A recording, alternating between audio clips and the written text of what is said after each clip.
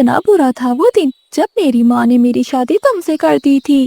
तब से अब तक मैंने पेट भरकर खाना नहीं खाया। बस बस, मैं भी जा रहा हूँ। जब मैं लौट कर आऊंगा तो देखकर हैरान हो जाओगी। मेरे पीछे गाड़ियाँ होंगी और पंखों में होगा एक बड़ा बैग जिसमें तुम्हारे गहने ही गहने होंगे। बस तुम्हारी यही बातें सुनकर मेरी माँ ने मेरी शादी तुमसे करने की गलती की थी। वो 50 रुपए जो मैंने तुम्हें कल दिए थे वो मुझे दो। मैं भी कहूँ कि मुझसे मीठी मीठी बातें क्यों कर रहे हो। अब पता चला वो 50 रुपए लेना चाहते हो जो गलती से मुझे कल दे बैठे हो। गौरी, मुझे दूसरे जंगल भी तो जाना है। जब लौट कर आऊंगा तो तुम्हारे सारे उधार चुका दूंगा। किसी न किसी तरह कालू कौवा गोरी कौवे से 50 रुपए ले लेता है और वो दूसरे जंगल जाने के लिए निकल जाता है। वो जंगल कालू कौवे के लिए नया था, मगर वहाँ कालू कौवे की जानने वाली एक रानू चिड़िया रहती थी। कालू कौवे को रास्ते में एक बुलबुल मिलती है। बुलबुल, क्या तुम मुझे बता सकती हो कि इस जंगल में रानू चिड़िया कहाँ रहती है? वो सामने बड़े पेड़ों के पीछे पीपल के पेड़ पर है चिड़िया का घर। कालू कौवा अपना बैग उठाकर वहाँ से चलता है और वो जाकर चिड़िया के दरवाजे पर दस्तक देता है। कालू भैया, आप यहाँ कैसे? मैं यहाँ काम ढूंढने आया था। मेरे पास रहने को घर नहीं था। सोचा कि अपनी पुरानी दोस्त चिड़िया के पास चला जाता हूँ। आइए आइए कौवे भैया, ये घर आपका अपना ही है। रानू चिड़िया कालू कौवे को अपने घर में ले जाती है। कौवे भैया, आपकी पत्नी गोरी कैसी है? वैसी की वैसी है, हर समय मुझसे लड़ाई ही करती रहती है। कौवे भैया, आप इस जंगल में क्या काम करने आए हैं? मैं सोच रहा हूँ कि इस जंगल में सूखी लकड़ियाँ काट कर दूसरे जंगल जाकर बेचा करूँगा। रात हो जाती है। बातें करते करते रानू चिड़िया और कालू कौवा सो जाते हैं। आधी रात को कालू कौवा उठता है। वो चिड़िया को देखता है। रानू चिड़िया मीठी नींद सो रही थी। कालू कौवा आहिस्ता से दरवाजा खोलता है और निकल जाता है। दूसरे पेड़ पर कबूतर का घर था। कालू कौवा खिड़की से देखता है, कबूतर अपने घर में सो रहा था और उसकी पत्नी भी दूसरे घोंसले में सोई हुई थी। उन दोनों पति पत्नी को सोता हुआ देखकर कालू कौवा खिड़की के रास्ते उनके घर में घुस जाता है। कालू कौवा आहिस्ता से संदूक खोलता है। संदूक में लूसी कबूतरी के गहने पड़े हुए थे। कालू कौवा इधर उधर देखकर वो गहने उठाता है और वहां से भाग जाता है और वापस जाकर चुपके से सो जाता है। अगली सुबह हो जाती है। अगली सुबह जैसे ही लूसी कबूतरी अपना संदूक देखती है तो वो जोर जोर से रोने लगती है। कबूतर कबूतर जी उठिए, देखिए रात हमें कोई लूट कर ले गया है। कोई चोर मेरे सारे गहने चुरा कर ले गया है। मैं लुट गई, मैं बर्बाद हो गई। इस जंगल में तो कोई भी चोर नहीं था, तो अब ये चोर कहाँ से आ गया है? ये कौन कर सकता है? रानू चिड़िया भी लूसी की आवाज सुनकर उठ जाती है। कभी कभी भैया उठो, देखो ये शोर कैसा है। रानू बहन, मुझे तो बहुत नींद आ रही है। आप ही जाकर देखो कि ये शोर कैसा है। रानू चिड़िया कबूतर और लूसी के पास जाती है। लूसी बहन, क्या हुआ? आप रो क्यों रही हो? चिड़िया बहन, कोई चोर मेरे गहने चुरा कर ले गया है। ये तो बहुत बुरा हुआ। आज वो चोर तुम्हारे घर आया है, कल को वो मेरे घर में भी आ सकता है। ये बात पूरे जंगल में फैल जाती है। रानू चिड़िया घर जाती है तो कालू कौवा अभी तक सोया हुआ था। रानू चिड़िया कालू कौवे को जगाती है। कालू भैया उठ जाओ और जंगल जाकर अपना काम करो। चिड़िया, मैं बहुत थका हुआ हूँ। आज तो जी भर कर मैं अपनी नींद पूरी करूँगा। हाँ, कल से काम शुरू करूँगा। रानू चिड़िया नहीं जानती थी कि उसका दोस्त जो काम करने जंगल में आया है, उसने वो काम रात ही कर लिया था। रानू चिड़िया दाना लेने चली जाती है और कालू कौवा घोंसले में ही सोया रहता है। रानू बहन, जो कौवा कल तुम्हारे घर में आया था वो कौन है? वो तो कालू कौवा है। उस बेचारे की पत्नी उससे बहुत लड़ाई करती है। वो इस जंगल में काम करने आया है। कल रात लूसी के गहने चोरी हुए हैं। कहीं वो कौवा चोर तो नहीं नहीं मिठू भैया, मैं उसे अच्छे से जानती हूँ। वो कौवा चोर नहीं है। हाँ, वो छोटा मोटा दाना जरूर चुरा लेता होगा, मगर वो मेरे घर में रहते हुए इतनी बड़ी चोरी नहीं कर सकता। रानू चिड़िया कालू कौवे की सफाई देती है। रात हो जाती है। रानू चिड़िया सारे दिन की थकी हुई सो जाती है और कालू कौवा दिन भर सोया था, इसलिए वो उठ जाता है। कालू कौवा आधी रात को चिड़िया के घर से निकलता है और वो उड़ता उड़ता तोते के घर तक पहुंच जाता है। कालू कौवा चुपके से तोते के घर में घुस जाता है। तोता और तोती अपने घोंसले में सोए हुए थे। कालू कौवा हरियाली तोती के गहने अलमारी में से निकालकर वहां से भाग जाता है। सुबह होते ही हरियाली तोती शोर मचाती है। मिठू जी, मेरे गहने कहाँ गए? मैं लुट गई, मैं बर्बाद हो गई। वो गहने तो मैंने जमा कर रखे थे ताकि मैं अपना नया घर बना सकूं। पता नहीं हरियाली, कौन है वो चोर जो हमारी मेहनत की कमाई चुरा कर ले गया है। कालू कौवा फिर से सोया हुआ था और चिड़िया उठ जाती है। जैसे ही चिड़िया बाहर निकलती है तो तोते के घर के बाहर पक्षी जमा थे। चिड़िया, मुझे तुम्हारे घर में रहने वाले कौवे पर शक है। जब से वो इस जंगल में आया है तब से हमारे जंगल में चोरियां ही हो रही है। मीठू भैया, ऐसे किसी पर शक करना अच्छी बात नहीं है। रानो, अगर वो कौवा चोर नहीं है तो फिर कौन है चोर? पहले तो कभी इस जंगल में किसी की चोरी नहीं हुई। वो कौवा तो अभी तक मेरे घर में सो रहा है, आप मेरे साथ आकर देख लें। फिर मिठू तोता और कबूतर चिड़िया के साथ जाते हैं, परंतु कालू कौवा घर में नहीं था। अरे, वो कौवा कहाँ गया? और उसका बैग भी नहीं है। देखा चिड़िया, मैं ना कहता था कि वो कौवा ही चोर है। चिड़िया, जल्दी चलो, कहीं वो कौवा भाग न जाए। फिर वो तीनों जल्दी से कालू कौवे की खोज में निकलते हैं। कालू कौवा अपना बैग लिए एक पेड़ के नीचे बैठा हुआ था। वो तीनों कौवे के पास जाते हैं। इतनी आसानी से नहीं जाने देंगे हम तुम्हें चोर कौवे। चोर? चिड़िया, ये मिठू क्या कह रहा है?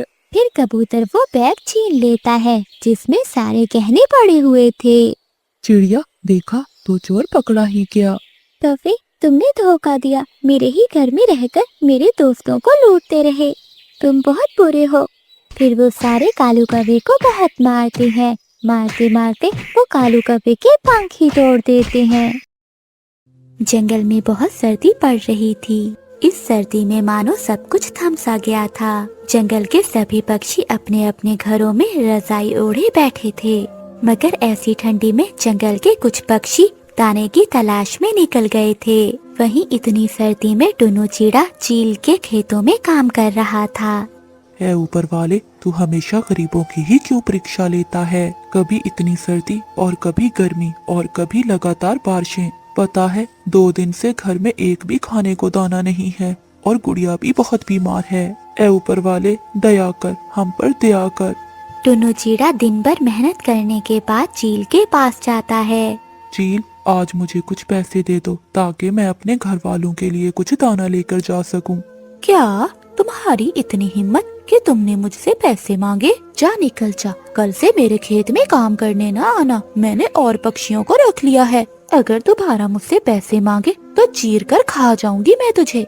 चील की बातें सुनकर टुन्नू चिड़ा डर सा गया। रात हो चुकी थी। वो सीधा घर की ओर उड़ पड़ा। जैसे ही वो अपने किराए के घर के पास पहुंचा तो घर के सामने पक्षियों की भीड़ लगी हुई थी। है ऊपर वाले, ये घर के सामने इतनी भीड़ क्यों लगी हुई है? टुन्नू चिड़ा जल्दी से अपने घर में गया, मगर घर के अंदर का नजारा देखकर टुन्नू के पांव तले जमीन निकल गई। गुड़िया, गुड़िया बेटी उठ जा, क्या हो गया तुझे? गुड़िया उठ जा, गुड़िया क्या हो गया तुझे? गुड़िया बेटी, अपनी माँ को परेशान न कर, उठ जा, उठ जा तो उठ जा गुड़िया मेरी बेटी। पिताजी आ रहे होंगे, वो खाने का सामान और तुम्हारी दवाई लेकर आएंगे। उठ जाओ गुड़िया बेटी।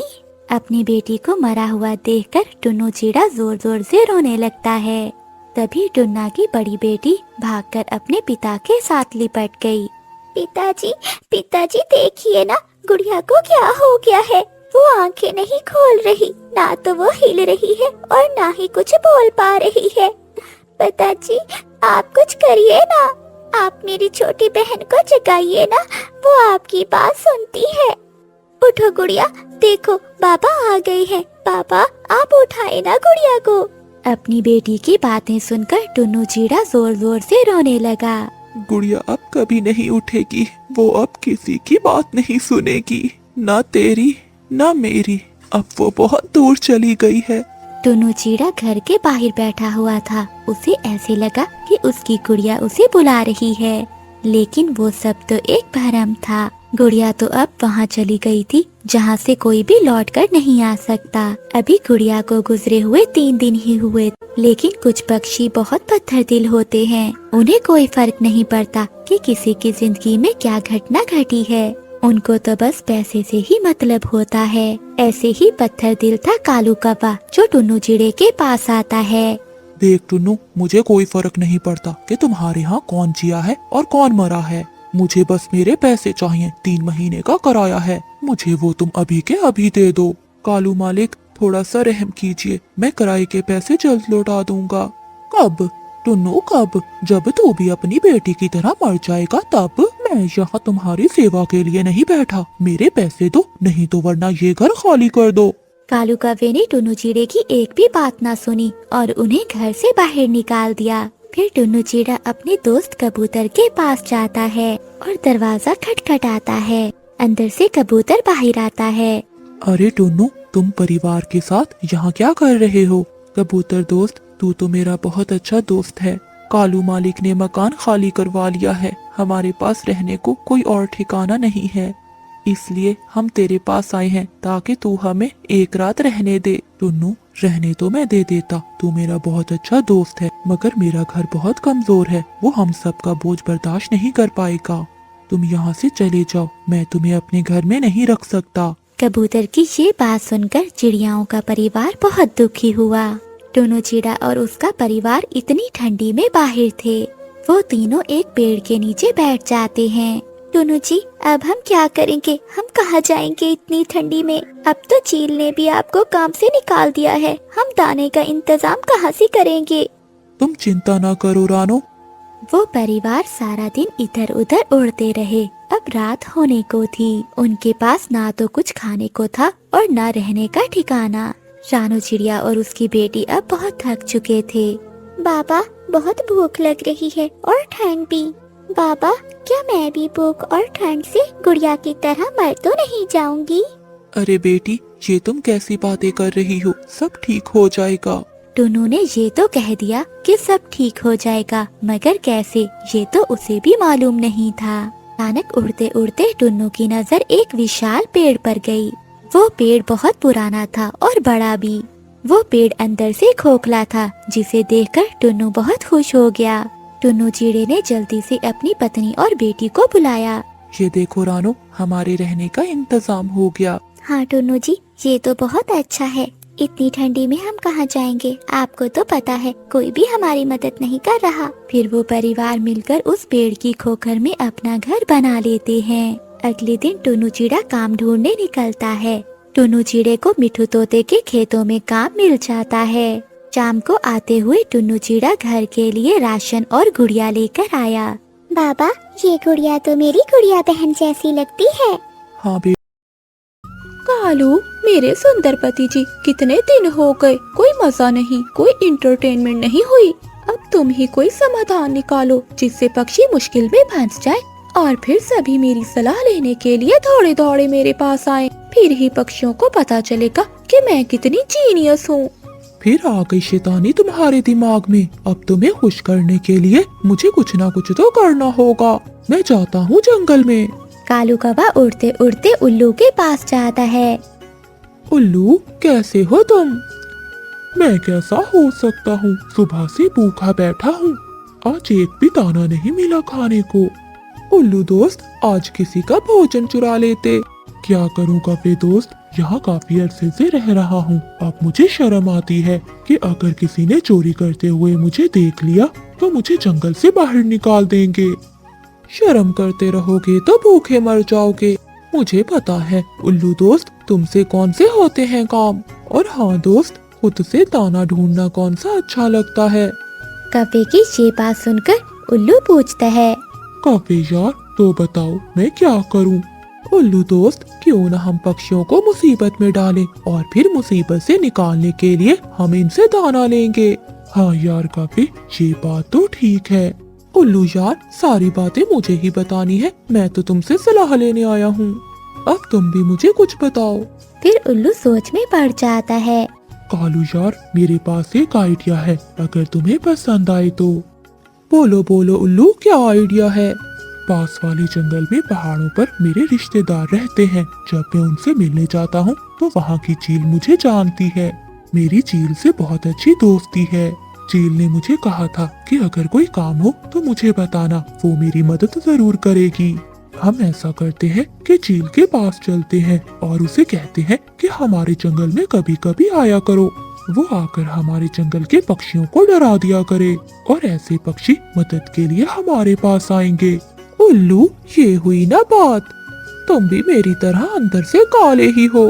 फिर उल्लू और कालू कौवा दूसरे जंगल जाते हैं। वो पहाड़ों पर चील के पास जाते हैं। नमस्ते आंटी जी। नमस्ते उल्लू, मगर मैं उम्र में इतनी बड़ी नहीं हूँ जो तुम मुझे आंटी कह रहे हो। क्या मैं तुम्हें आंटी दिखती हूँ?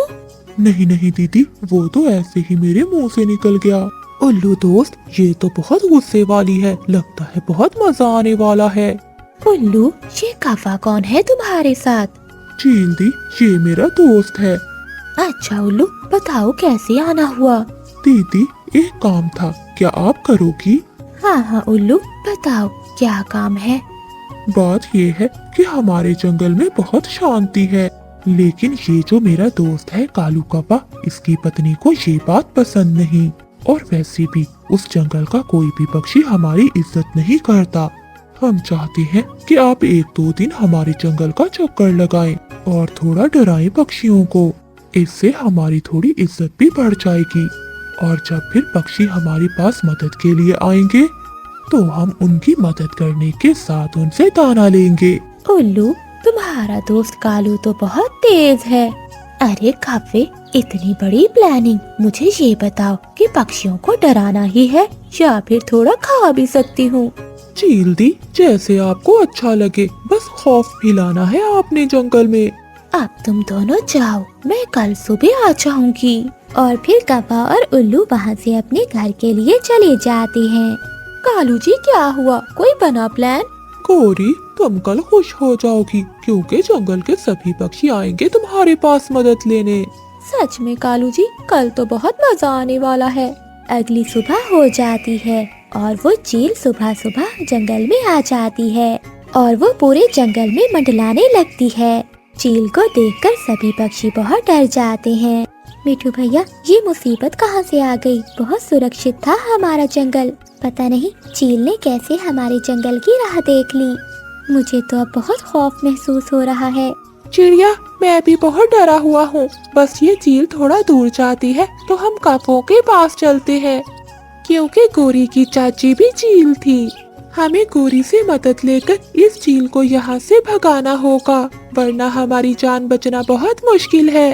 गोरी कभी कालू कौवा और उल्लू भी बैठकर ये सब तमाशा देख रहे थे। देखा गोरी, सभी पक्षी बहुत डर गए हैं। अब देखना, जब ये चील जाएगी तो सभी आएंगे हमारे पास मदद लेने। अरे वाह कालू, मजा ही आ गया। वो ऐसे बातें कर ही रहे थे कि वहाँ पक्षी आ जाते हैं। गोरी बहन, हमारे बच्चे सुरक्षित नहीं, बहुत शांति थी हमारे जंगल में, मगर न जाने ये चील कहाँ से आ गई। गोरी बहन, आपकी चाची भी तो चील है, आप उनसे कहकर इस चील को यहाँ से भगा दें। हाँ हाँ चिड़िया, मैं बात करूँगी अपनी चील चाची से। अगर मैं अपनी चील चाची से बात करूँगी तो हमारा दाना कौन लाएगा? गोरी बहन, आप चिंता नहीं करें, हम सब पक्षी आपके लिए भोजन का बंदोबस्त कर देंगे। बस आप और कालू भैया मिलकर कोई उपाय निकालो। फिर पक्षी अपने अपने घरों को चले जाते हैं। गोरी, अब तो तुम खुश होगी। अब देखना गोरी, कल कैसे पक्षी भोजन लेकर आएंगे। उल्लू दोस्त, ये सब तुम्हारी वजह से हुआ है। कल अपनी चील सहेली से कहना कि अगर 1-2 पक्षी खा भी लो तो कोई मसला नहीं। उन सब की बातें कबूतर सुन लेता है। वो सभी पक्षियों को जाकर बता देता है। हाँ चिड़िया, ये उल्लू और कौवे की चाल है और वो ये भी कह रहे थे कि अगर वो चील किसी पक्षी को खा भी ले तो कोई बात नहीं। कबूतर भैया, ये तो बहुत बुरा किया उन उल्लू और कौवों ने मिलकर। चिड़िया, मेरे पास एक उपाय है। हाँ मिठू भैया, बताइए। चिड़िया, हम आज रात ही ये जंगल छोड़कर चले जाते हैं। हम सब सागर वाले जंगल में जाएंगे, वहाँ भी तो हमारे घोंसले हैं। अगर हमने देर की तो वो चील हम में से किसी न किसी को कल खा जाएगी। हाँ मिठू भैया, हम ऐसा ही करते हैं। फिर रातों रात वो सब पक्षी वो जंगल छोड़कर सागर वाले जंगल की ओर चले जाते हैं। अगली सुबह चील फिर से आ जाती है, मगर आज जंगल खाली था। कालू कौवा, गोरी कभी और उल्लू भी बहुत परेशान थे कि सभी पक्षी कहाँ चले गए हैं। सुनो बाजो, क्या तुम देख रहे हो? वो सामने चील किसी के शिकार में उड़ रही है। हाँ, हम सब देख रहे हैं। तो चलो दोस्तों, चल के शिकार करते हैं हम। ऐसा कहते हुए वो बाजें चील पर हमला करने के लिए उड़ जाती हैं। सारी बाजें मिलकर चील को मार देती हैं। अरे वाह वाह, इस जंगल में तो ये कौवे और उल्लू ही बचे हैं। लगता है बाकी सभी पक्षियों को खा गई ये चील। चलो दोस्तों, हमारे लिए आज यही बहुत है। इससे पहले कि कालू कौवा, गोरी कौवे और उल्लू कुछ करते, वो बाजें उन्हें मारकर खा जाती हैं और उन्हें पता ही नहीं चलता कि उनके साथ क्या हुआ है। इस कहानी से हमें सीख मिलती है कि हम जो गड्ढा दूसरों के लिए खोदते हैं कि कभी न कभी हम खुद भी उस गड्ढे में गिर सकते हैं। गोरी कौवी काली ऐनक लगाए नदी के पास बैठी हुई थी। तभी उड़ता हुआ कालू कौवा वहाँ आ जाता है।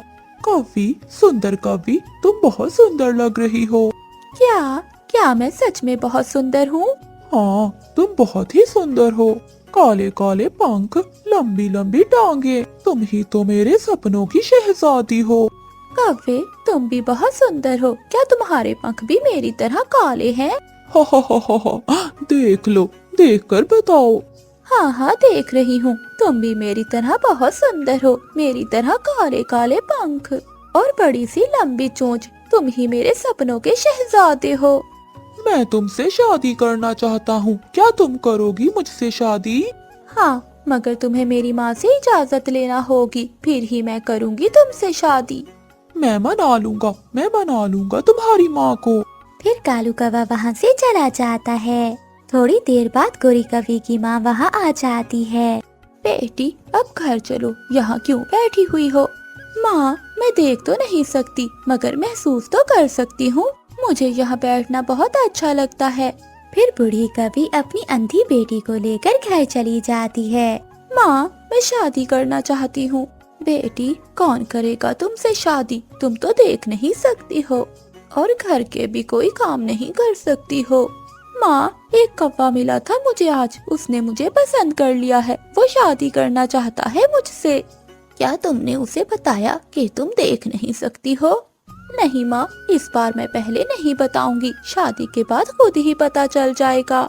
दूसरे दिन कालू कौवा सुबह सुबह तैयार होता है और अपने घर से निकलकर गोरी कौवी के घर जाता है। गोरी, मैं आ गया। माँ कहाँ है? मैं तुम्हारी माँ से शादी की इजाजत लेने आया हूँ। कौवे जी, क्या तुम करोगे ना मुझसे शादी और मेरी माँ को मना लोगे ना? हाँ, मैं तुम्हारी खातिर सब कुछ कर सकता हूँ। माँ, यहाँ आओ, कोई आपसे मिलने आया है। बूढ़ी माँ अंदर से आती है। माँ जी, मैं शादी करना चाहता हूँ आपकी बेटी से। बेटे, अगर तुम्हें मेरी बेटी से शादी करनी है तो बाग से पहले मेरे लिए मीठे मीठे अमरूद लेकर आओ, फिर ही मैं करूँगी शादी अपनी बेटी की। मैं लाऊंगा, मैं गोरी जी के लिए कुछ भी करूँगा। फिर कालू कौवा वहाँ से उड़ता है। माँ, आपने कालू को अमरूद लेने क्यों भेज दिया है? बेटी, तुम तो अंधी हो, तुम दाना नहीं ला सकती। मैं देखना चाहती हूँ क्या ये कौवा तुम्हारा पेट भी भर सकता है। कालू कौवा उड़ता हुआ मिठू के खेत में जाता है। मिठू तोता काम से फारिग होकर धूप में सो रहा था। मिठू सो रहा है, अब मैं अमरूद चुरा लेता हूँ। कालू कौवा चुपके से अमरूद चुराकर वहाँ से भाग जाता है। बेटा, ये अमरूद तो बहुत मीठा है। तो क्या माँ जी, अब मैं शादी कर सकता हूँ आपकी बेटी से? बेटे, मैं कल बताऊंगी। फिर कालू कौवा वहाँ से चला जाता है। गोरी बेटी, मैं कल फिर आजमाऊंगी इस कौवे को। कालू कौवा अपने घर में जाकर बहुत खुश था। वो तो सारी रात गोरी कवि के बारे में ही सोचता रहता है। अगली सुबह वो फिर से गोरी कवि के घर जाता है। कव्वे, आज तुम्हें मेरे लिए मीठी खीर लेकर आनी होगी। अगर तुम्हें मेरी बेटी से शादी करनी है तो पहले मेरे लिए मीठी खीर लेकर आओ। मीठी खीर? हाँ माँ जी, मैं जरूर ले आऊँगा। मैं मीठी खीर ले आऊँगा। कालू जी, मेरी खातिर कर कर दिखाना। मेरी माँ की परीक्षा में पूरा उतरना। गौरी जी, आप चिंता नहीं करो, मैं लाऊंगा। मैं मीठी खीर जरूर लाऊंगा। फिर कालू कौवा वहाँ से उड़ता है और चिड़िया के पास जाता है। चिड़िया बहन, मुझे मीठी खीर बना दो। मैंने अपनी होने वाली सास को मीठी खीर खिलानी है। कालू भैया, ये आपकी होने वाली सास कौन है? बेरी के पेड़ पर है गौरी कवि का घर। वो बहुत सुंदर है। अगर मैं उसकी माँ की परीक्षा में पूरा उतरा तो वो मेरी शादी कवि से कर देगी। कालू भैया, आजकल धोखा भी हो जाता है। अच्छी तरह से जांच कर लेनी थी आपने। नहीं नहीं चिड़िया, मैंने सारी जांच कर ली है। वो कवि बहुत खूबसूरत है और सुंदर भी है। नीली नीली आँखें हैं उसकी। फिर रानू चिड़िया कालू कौवे के लिए मीठी खीर बनाती है और उसे दे देती है। कालू कौवा मीठी खीर लेकर गोरी कवि के घर जाता है। मुझे पता था कालू जी आप जरूर कर लोगे। माँ जी, क्या अब मैं शादी कर सकता हूँ? हाँ हाँ बेटे, अब तुम शादी कर सकते हो। अगले दिन कालू कौवा चिड़िया और तोते को साथ लेकर आता है और कालू कौवे की शादी हो जाती है। कालू, तुम्हारी दुल्हन ऐनक क्यों नहीं उतार रही है? हाँ, हो सकता है कालू तुम्हारी दुल्हन अंधी हो। मिट्ठू, मैं तुम्हारी चोंच तोड़ दूंगा। चुप कर जाओ, अगर किसी ने सुन लिया तो। फिर कालू कौवा गोरी कवि को ब्याह कर अपने घर ले जाता है। कालू जी, ये घर तो बहुत सुंदर है और बड़ा भी। ये कवि पागल है, मेरे टूटे हुए घर को सुंदर कह रही है। हाँ हाँ, मेरा घर बहुत सुंदर है, मेरी माँ ने बनाया था।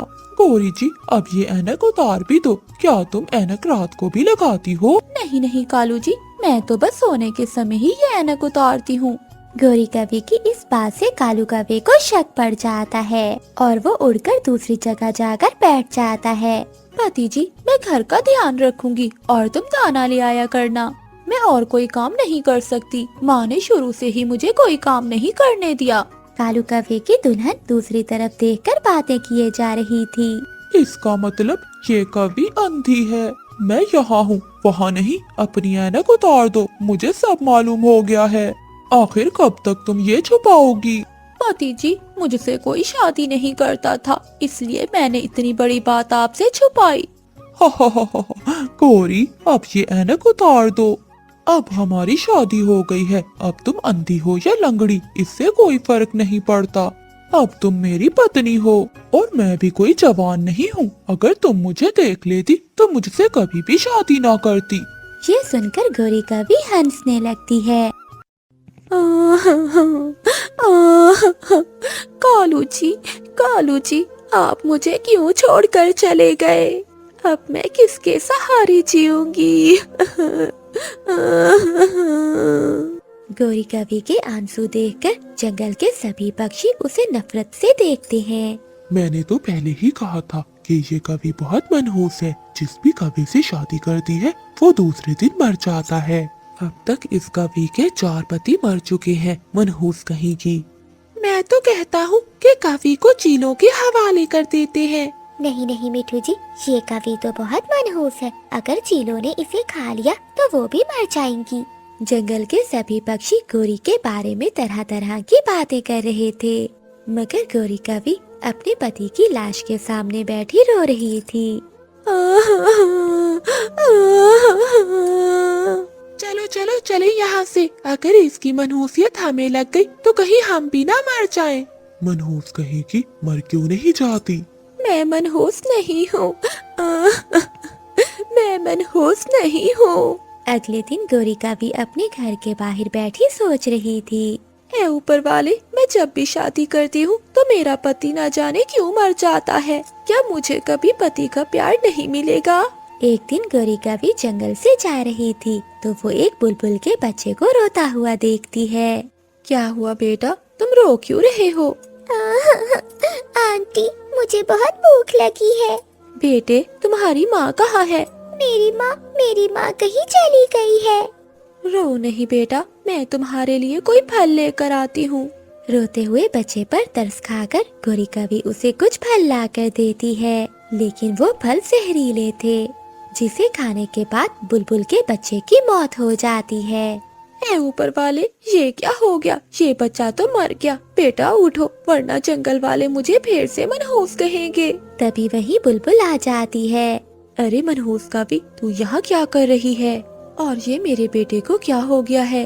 बुलबुल बहन, तुम्हारा बेटा तो मर गया। क्या कवि, तुमने मेरे बेटे को भी मार दिया? मनहूस कहीं की।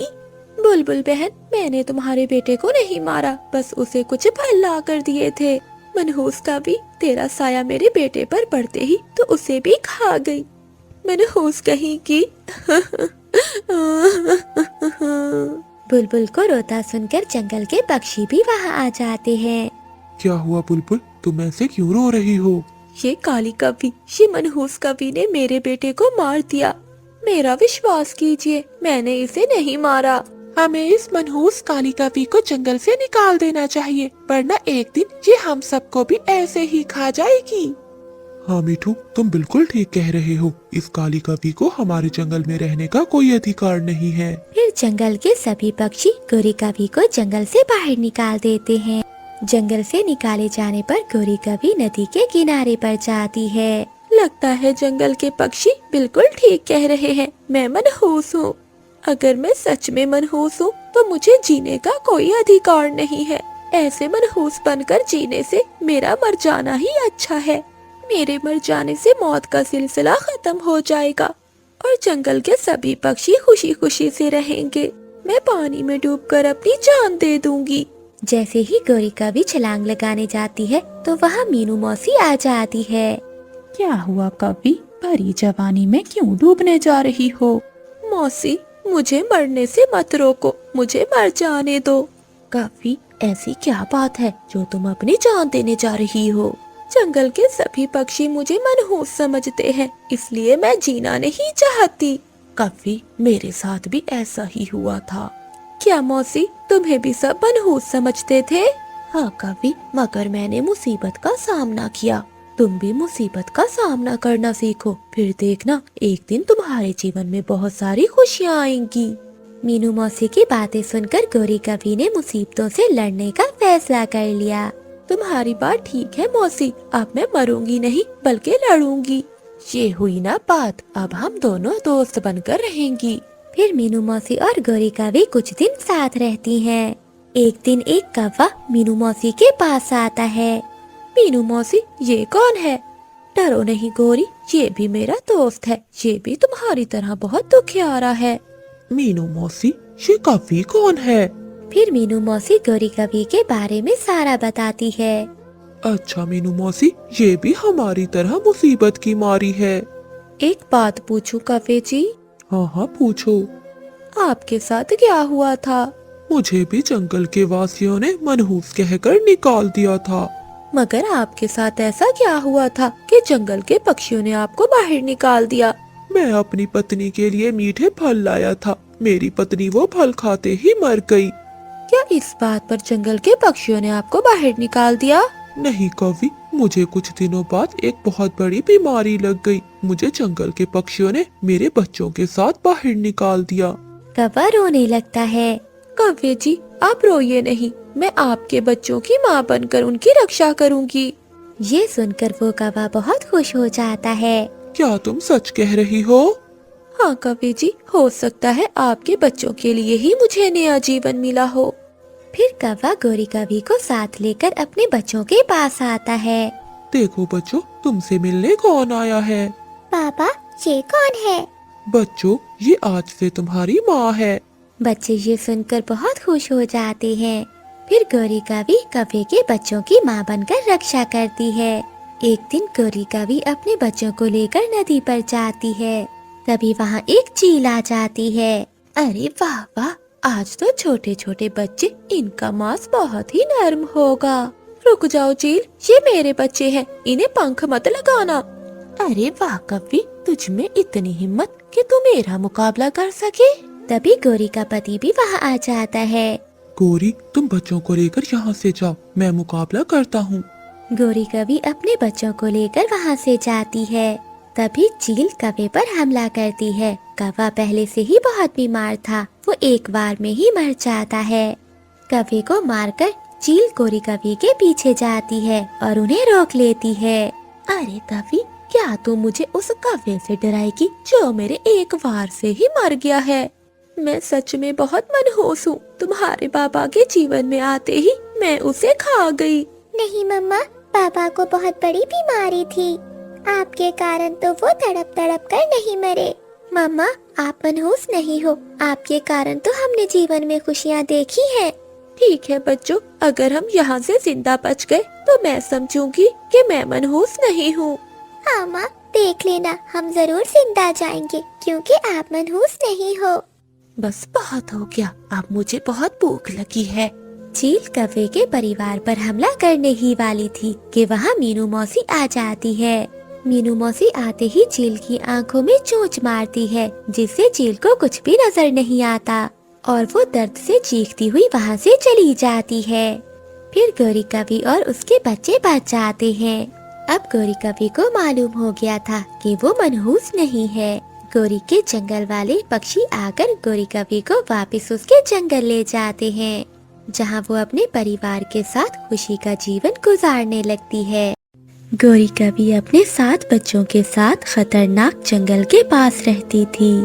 कालू कौवा डरते डरते एक पेड़ से कुछ फल तोड़ रहा था।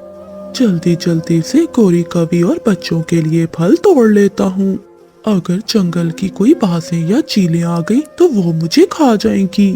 कालू कौवा डरते डरते कुछ फल तोड़ता है और अपने घर की ओर चला जाता है।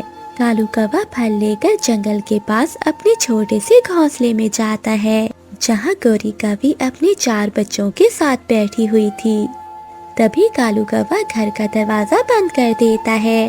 कालू जी, किसी ने आपको यहाँ आते हुए देखा तो नहीं? नहीं गौरी, मैं छुप छुप कर यहाँ आया हूँ, किसी ने नहीं देखा मुझे। कालू जी, पास के जंगल के जालिम पक्षियों को पता नहीं चलना चाहिए कि हम अपने बच्चों के साथ यहाँ रहते हैं, वरना वो जालिम चीलें हमारे बच्चों और हमें खा जाएंगी। गौरी, पता है मुझे, इसीलिए घर में आने से पहले मैं बाहर देर तक खड़ा रहता हूँ। अच्छा गौरी, तुम बच्चों को ये फल खिलाओ, मैं नदी से पानी लेकर आता हूँ। माँ, तुम हमें बाहर खेलने क्यों नहीं जाने देती हो? हमें सारा दिन घर में रहना अच्छा नहीं लगता। मुन्नी बेटा, अभी तुम सब बहुत छोटे हो, यहाँ बाहर हर जगह बहुत खतरा है। वो सब जालिम पक्षी तुम जैसे मासूम बच्चों को खा जाएंगे। माँ, क्या वो जालिम चीलें हमें भी खा जाएंगी? नहीं बच्चों, जब तक मैं तुम्हारे साथ हूँ तुम्हें कोई कुछ नहीं कह सकता। फिर कालू कौवा भी पानी ले आता है। वो सब पानी पीकर सो जाते हैं। आधी रात को गौरी कवि के 3 अंडे भी फूट जाते हैं और उनमें से 3 प्यारे प्यारे बच्चे बाहर आते हैं, जो अंडों से बाहर आते ही शोर मचाने लगते हैं। गौरी, बच्चों को चुप कराओ, वरना कोई जालिम चीले हमारे बच्चों को देख न ले। तभी बाहर कुछ पक्षियों की आवाजें आती हैं। ये सुनकर कालू कौवा बाहर देखता है। तभी सामने 2 गिद्धे बैठी हुई थीं। गौरी, बच्चों को चुप कराओ, वरना वो गिद्धे यहाँ आकर हमारे बच्चों को ले जाएंगी। अरे भाई, अभी तो बच्चों की आवाजें आ रही थी। पता नहीं, यहाँ तो कोई भी दिखाई नहीं दे रहा। लगता है वो पक्षी कहीं दूर चले गए हैं। चलो हम उन्हें जंगल में ही देखते हैं। गौरी, अच्छा ही हुआ कि वो जालिम गिद्धे यहाँ से चली गई। आज तो इन छोटे बच्चों ने हमें मरवा ही दिया था। अगली सुबह कालू कौवा बच्चों के लिए फल लेने जाता है और गौरी कवि घर में बैठकर अपने 7 बच्चों की रक्षा करती है। ऐसे ही कुछ दिन बीत जाते हैं। एक दिन गौरी कवि और कालू कौवा अपने 7 बच्चों को लेकर बाहर बैठे हुए थे। तभी दूर जंगल से वो जालिम गिद्धे उन्हें देख लेती हैं। अरे भाई, वो देखो कौवे और कौवे के बच्चे। चलो भाई जल्दी करो, मेरे तो मुंह में अभी से पानी आ रहा है। भाई रुक जाओ, हम अभी इनका शिकार नहीं कर सकते। अगर हमने इनका अभी शिकार किया तो हमें अपना आधा हिस्सा जंगल के राजा बाज को देना होगा। लेकिन भाई, राजा बाज कहाँ है? उसे भला कहाँ पता चलेगा कि हमने इन बच्चों का शिकार किया है। भाई, हम इनका शिकार आज नहीं कल करेंगे, क्योंकि कल जंगल में बास के बेटे की शादी है। जंगल के सभी पक्षी कल राजा के बेटे की शादी पर जाएंगे और हम इनका शिकार कर लेंगे। राजा बास ने अपने जंगल में एक कानून बनाया था कि कोई भी अपने जंगल में शिकार नहीं करेगा। अगर कोई शिकार करते हुए पकड़ा गया तो उसे हमेशा के लिए काल कोठरी में बंद कर दिया जाएगा। अगले दिन शाम को गोरी कौवी घर में बैठी कालू कौवे का इंतजार कर रही थी। अरे कालू, अभी तक घर क्यों नहीं आए? ये तो सुबह से घर से निकले हुए हैं, अभी तक आए क्यों नहीं? क्या हुआ माँ, आप इतनी परेशान क्यों हो? बच्चों, तुम्हारे पापा सुबह से जंगल में गए हुए हैं और अभी तक लौट कर नहीं आए। पहले तो कभी उन्हें इतना समय नहीं लगा। मेरा मन बहुत घबरा रहा है, कहीं उन्हें कुछ हो न गया हो। नहीं माँ, पिताजी ठीक होंगे। मगर मेरा मन नहीं मान रहा। मुन्नी बेटा, तू अपने बहन भाइयों के साथ यहीं रह और अंदर से दरवाजा बंद कर लेना। मैं जंगल में तेरे पिताजी को देखने जा रही हूँ। जब तक मैं ना आऊँ दरवाजा ना खोलना। गोरी कौवी पहली बार अपने बच्चों को घर में अकेला छोड़कर बाहर जाती है। तभी सातों बच्चे घर के अंदर बैठ जाते हैं। थोड़ी देर बाद गोरी कौवी के छोटे 3 बच्चे रोने लगते हैं। तभी रानू चिड़िया और मीठू तोता बाहर से गुजर रहे थे। वो बच्चों की आवाज सुनकर रुक जाते हैं। मीठू भैया रुके, ये तो किसी बच्चों की आवाजें हैं। चिड़िया, तुम अपनी जान बचाओ। तुम्हें पता है ना ये जंगल कितना खतरनाक है। चलो यहाँ से। तभी रानू चिड़िया और मीठू तोते को चीलों की आवाजें सुनाई देती हैं। मीठू भैया, लगता है वो जालिम पक्षी इसी ओर ही आ रहे हैं। मीठू भैया, ये आवाजें तो वो सामने वाले घर से आ रही हैं। लगता है वहाँ छोटे बच्चे हैं, हमें उनकी जान बचाना होगी। फिर रानू चिड़िया और मीठू तोता गोरी कौवी के घोंसले के पास जाते हैं। अंदर कोई है? दरवाजा खोलो। बच्चों, आपकी जान खतरे में है। बच्चे डरकर दरवाजा खोल देते हैं। बच्चों, आप सबकी जान को खतरा है, आप सब मेरे साथ चलो। बच्चे रानू चिड़िया और मीठू तोते के साथ वहाँ से चले जाते हैं। रानू चिड़िया बच्चों को अपने घर ले जाती है। दूसरी ओर वो गिद्दे रात को गोरी कौवी के घर जाती हैं, मगर वहाँ तो कुछ भी नहीं था। भाई, यहाँ तो कोई भी नहीं है। मुझे लगता है वो सब जंगल छोड़कर चले गए हैं। वो दोनों गिद्दे घर से बाहर निकलती हैं, तो उन्हें कालू कौवा और गोरी कौवी देख लेते हैं। कालू कौवा और गोरी कौवी अपने घर जाते हैं। अरे बाप रे, कालू जी, हमारे बच्चे कहाँ चले गए? लगता है उन गिद्धों ने हमारे बच्चों को खा लिया। गोरी कौवी रोने लगती है। गोरी, चुप कर जाओ। चलो हम जंगल के राजा बास के पास जाकर उन गिद्धों की शिकायत करते हैं। हम उन दोनों को छोड़ेंगे नहीं। तभी वो दोनों पास के जंगल के राजा बास के पास जाते हैं। वो राजा को सारी बात बताते हैं।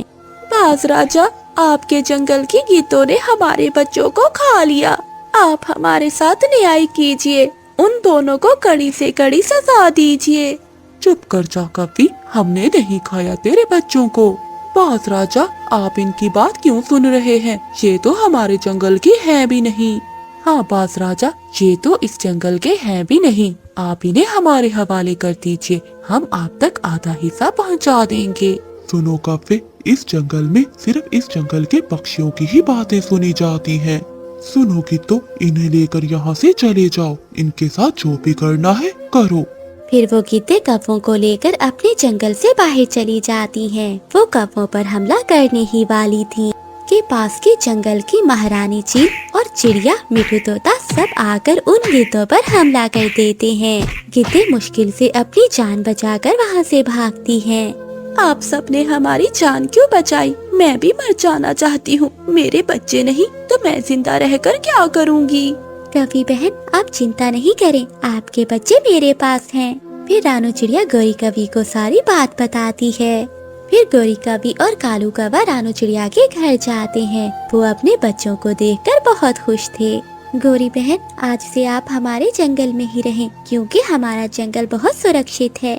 हमारे जंगल की महारानी चील बहुत अच्छी है, वो हम सबकी रक्षा करती है। उस दिन के बाद से कालू कौवा गोरी कौवी अपने बच्चों के साथ उसी जंगल में रहने लगते हैं।